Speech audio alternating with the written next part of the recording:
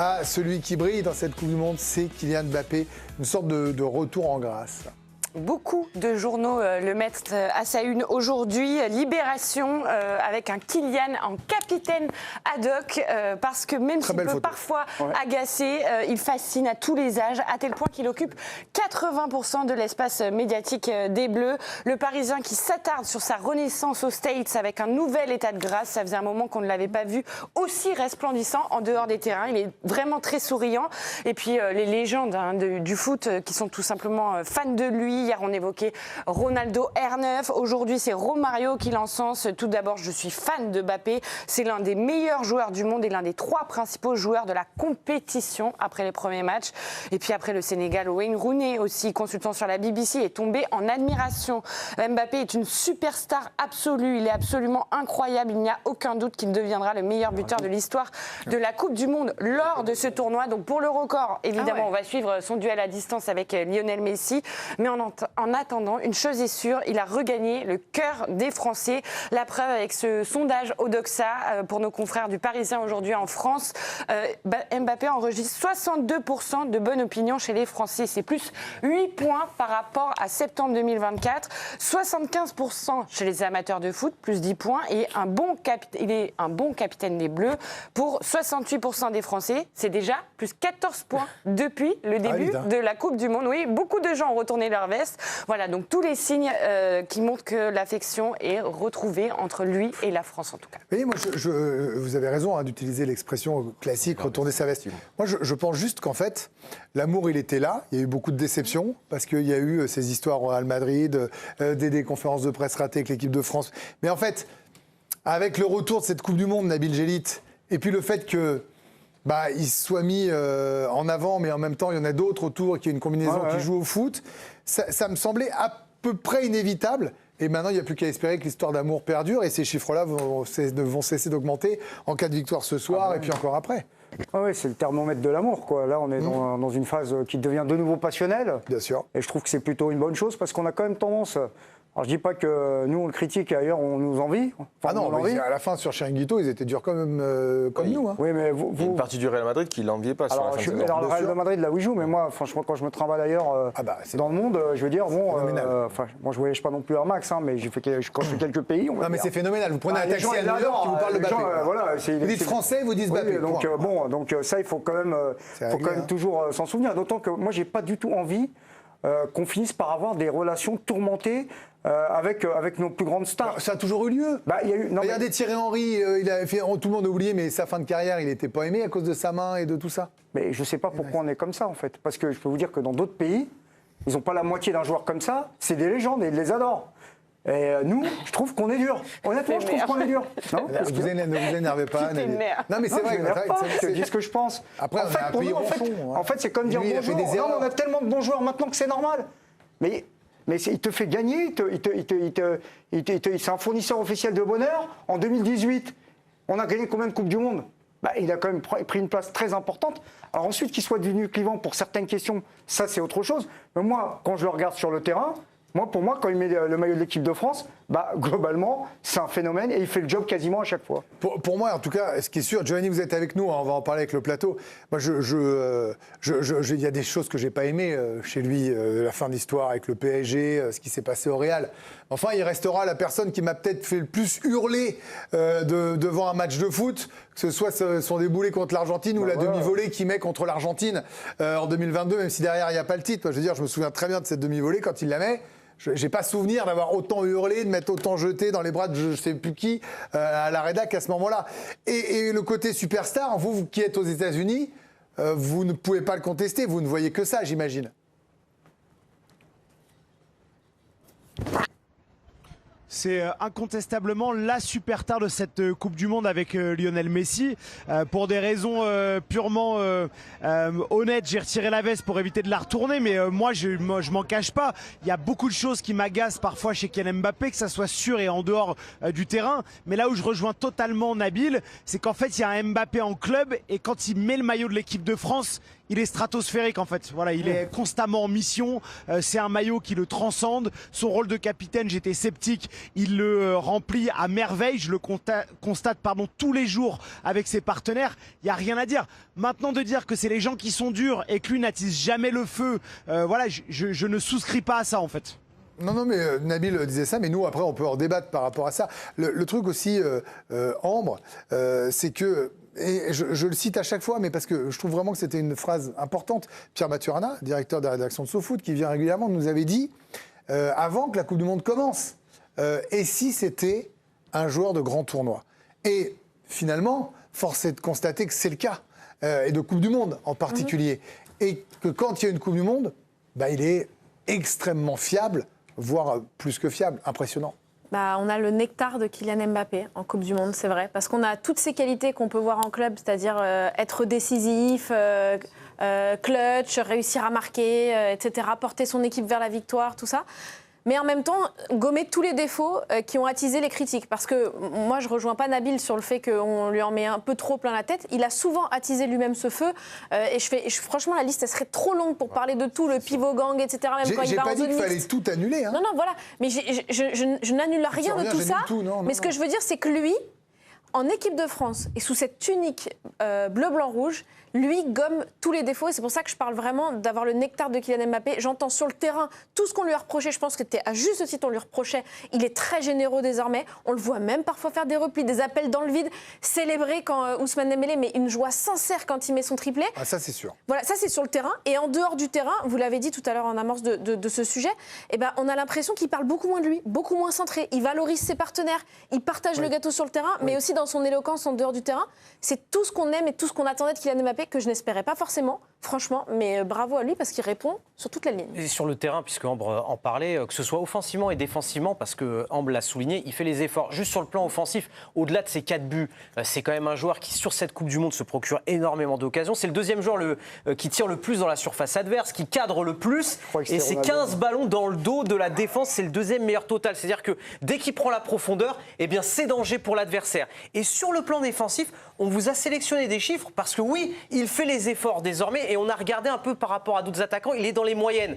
C'est 25 pressings par match en moyenne, c'est 70 courses à haute intensité par match en moyenne et c'est en tout dans la compétition, donc ça fait une moyenne de 10 ballons récupérés, donc en tout total, et on avait notamment récupéré 6 contre l'Irak, il avait fait un gros travail. Il y a quelque chose qui revient souvent quand on parle là autour de la table de ça, c'est un mot qu'on utilise dans plusieurs équipes, c'est être en mission. Voilà, être en mission, ça veut dire qu'ils se sont sans doute réunis, ils se sont parlé, ils se sont vus dans les chambres, ils se sont dit on va aller chercher cette 3e étoile. Pour ça, comme en plus ils sont potes, je parle de Dembélé Mbappé par exemple, ok, c'était facile. Mais Benoît, vous avez été dans des vestiaires, ça a dû vous arriver de vous dire que vous vous mettiez en mission par moment et que vous aviez envie de réussir. Vous pensez que c'est un des atouts et qui fait qu'ils veulent le suivre et que lui réussit, ça, cette... je sais pas, amitié, fraternité, entente technique, Bien sûr. Et que du coup, il change même en conférence de presse. Oui, bien sûr. Bon, déjà, dans un premier temps, je pense que les stats que Raph nous a sortis, je pense que Mourinho va les prendre et va les afficher dans le dessin. Ça, c'est une certitude. Parce qu'il va lui dire... Donc, il va lui dire, tu sais faire. Tu es capable de le faire. Mais c'est une certitude. Mais oui. Moi, sur les gens qui disent, ouais, vous retournez votre veste, moi, ça me fatigue quand j'entends ça. Parce qu'en fait, on n'a pas le droit de dire quand il n'est pas bon. En gros, quand il n'est pas bon, il faut dire qu'il est bon. Et en fait, les gens ils disent ça. Non, mais chez nous, on peut. Hein. On est objectif, on est neutre. C'est pas linéaire, quoi. Mais bien sûr. Il est clivant. Effectivement, il y a eu des choses où on n'a pas cautionné. Je n'ai pas cautionné. Je rejoins totalement ce qu'a dit Giovanni Castaldi sur Mbappé. Mais par contre, là, quand il est bon, il faut le dire aussi. En équipe de France, il a totalement changé d'état d'esprit. On l'a vu. On l'a vu animé par une mission, on l'a vu défendre, on l'a vu courir. Moi, rien que physiquement, rien que sur l'aspect physique, il est ultra fit. Il est affûté comme... Mais ses appels sont tranchants. Il est véloce. Moi, je retrouve un petit peu le Mbappé 2018 qui est capable de, sur 20 mètres, de pousser et de prendre de vitesse n'importe qui sur le terrain. Et en plus de ça, là où il a progressé, il a pris conscience aussi des choses, c'est qu'aujourd'hui, c'est devenu un très bon capitaine. Il emmène maintenant les autres avec lui. Ce qu'a fait Ousmane Dembélé avec le Paris Saint-Germain. On le voit, ne serait-ce que sur son faciès.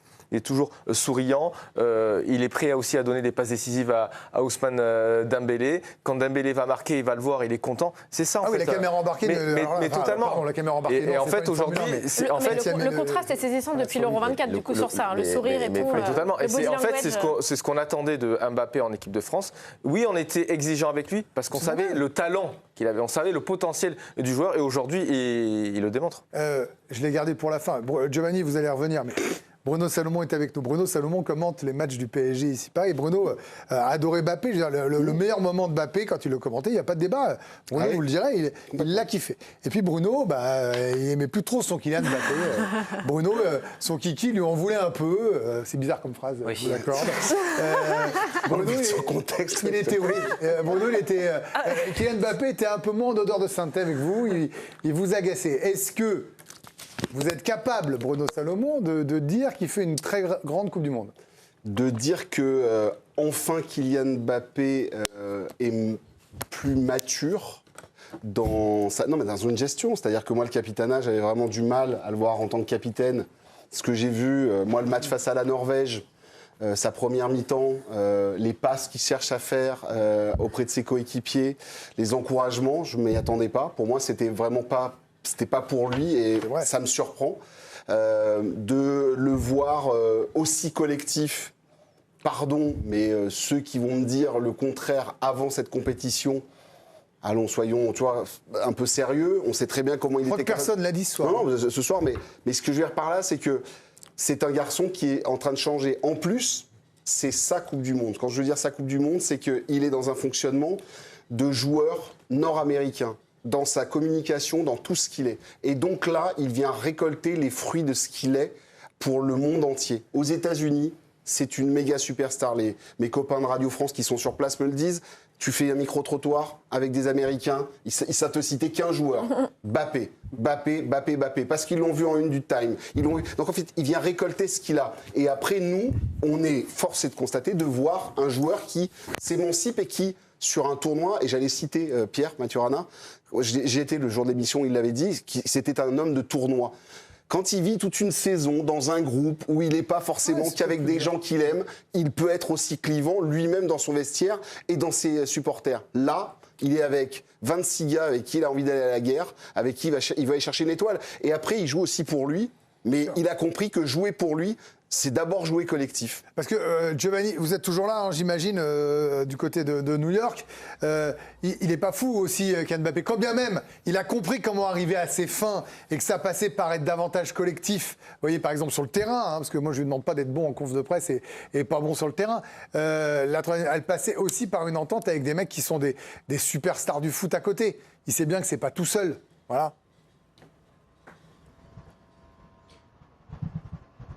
Et il le sait, et sans doute que ce qui s'est passé depuis 2 ans en club, ou même 3 ans, parce qu'en fait il arrive dans un club qui a gagné la Ligue des Champions, le Real Madrid, et depuis le club qu'il a quitté a remporté 2 fois de suite, donc forcément ça amène à une remise en question. Mais je pense qu'il y a une notion aussi qu'on oublie énormément, c'est la notion de plaisir. Moi, ce que je vois sur le terrain et dans le groupe, et notamment à travers ce trio offensif, c'est des joueurs qui ont envie et qui kiffent en fait quand ils combinent. Et je pense que indépendamment de la remise en question de ce qu'est Kylian Mbappé, il y a un côté enfantin où il se retrouve à disputer une Coupe du Monde qui a un rêve de gosse avec des gens avec qui il adore combiner et il prend du plaisir sur le terrain. C'est une notion qu'on oublie trop souvent à mon sens. Moi j'aime bien ça, Nabil Djellit, parce que souvent on dit souvent voilà, ils sont payés très cher, ils gagnent beaucoup d'argent, ils sont déconnectés, ils sont dans leur monde, ce qui est une réalité. Mais l'autre réalité, c'est que c'est un rêve de gosse. Et que le rêve, c'est d'aller soulever une nouvelle fois cette Coupe du Monde et que, de toute façon, en fait, il kiffe, quoi, tout simplement. Oui, et puis dans le football, il y a 2-3 grâles, le Ballon d'Or, la Coupe du Monde. Donc forcément, ça, c'est bien d'être conscient de ce qu'on vit. Ce soir, face à la Suède, il faudra un combiné nordique. Hein, Excellent. Comme je suis à la chaîne du biathlon, c'est quand même important de revenir aux fondamentaux. Non, c'est bien. Mais moi, ce que j'aime, c'est qu'en fait, il a compris que pour être aimé, il fallait que tout le monde croque. En fait, tout le monde croque. C'est ça, en fait. Tu ne peux pas croquer toi tout seul. Et en fait, l'idée, là, c'est qu'on sent qu'il est heureux que les autres croquent aussi. Parce qu'à un moment, c'est comme ça. Et en plus, lui, il a aussi un challenge individuel avec ses histoires de records. Et quand vous avez, je pense vraiment, quand il dit, s'il ne marque plus un but, alors à l'époque c'était 0 but avant la Coupe du Monde, si on lui dit tu restes à 4 buts, et que tu vas faire des passes et que tu vas chercher la Coupe du Monde, très sincèrement, aujourd'hui dans son mindset, il le signe. Dans ce cadre-là, je oui. suis sûr. Hein. Dans ce cadre-là, il va avoir un peu, bon, mais il va le signer. Oui, il le signera parce que c'est le cadre du pays et tout. En club, je pense qu'il le signerait pas aussi facilement. Là, je parle de la compète, il mettrait un peu de temps avant de faire, la signature. En mode pas, j'ai regardé les astérix, c'est tout. Mais ce qui est intéressant, c'est de voir que, franchement, ça fait 3 ans, et on vient de le dire, mais Luis Enrique, Carlo Ancelotti, Xavi Alonso, et tout ce que tu veux, sont allés lui dire, lui répéter, lui dire... Avec Xabi Alonso, ça se passait bien, c'était un des seuls à le défendre. Oui, mais le côté collectif, en fait. Vraiment, il vient de comprendre, et on le voit sur le terrain. Peut-être qu'il a compris ponctuellement pour une mission. Oui, pour une mission qui doit normalement l'emmener vers une Coupe du Monde et donc le placer pour aller chercher peut-être un ballon d'or. Après, c'est vrai que c'est pas grave. Après, Bruno, le Real, c'était une équipe. Il faut arrêter la blague avec les touristes qu'il y a derrière, le milieu de terrain dysfonctionnel, il polarise trop de trucs. Après, Bruno, à sa décharge, c'est vrai qu'au Real, il y a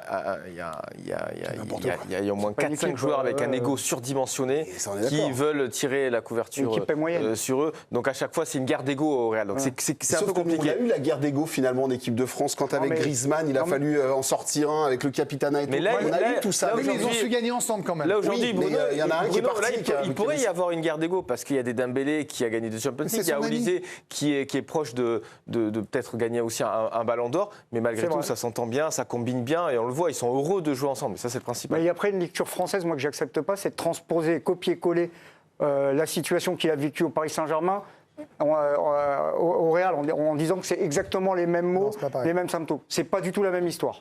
Ambre. Évidemment, il va falloir maintenant que ça se poursuive, et nous on le souhaite tous, de tout cœur avec les Bleus, avec confiance et tout ça. En revanche, cette cote d'amour, si vous perdez contre la Suède et qu'il en rate 3, il va perdre 14 points. Je veux dire, c'est le syndrome du footballeur de haut niveau, des gens exposés. Je suis pas sûre, ça dépendra de ce qu'il donnera dans ce match. Parce que je pense que tout le monde sait les qualités de l'attaquant qu'il est. Tout le monde sait ce qu'il est capable de faire. Il y a une seule chose que Kylian Mbappé avait à corriger, c'était vraiment l'attitude en dehors du terrain. Et je pense que s'il donne tout, l'amour des Français, il pourra continuer à capitaliser. Giovanni, vous nous dites donc c'est la superstar, il n'y a pas de débat, il est encensé par les anciens. Ce soir, il y a une immense concentration. On l'a déjà évoqué, les louanges, mais pour ceux qui ne nous regardent pas tous les soirs, là, ce qu'on est en train de dire depuis 20 minutes, c'est pas quelque chose qui va le perturber pour entrer sur le terrain du MetLife.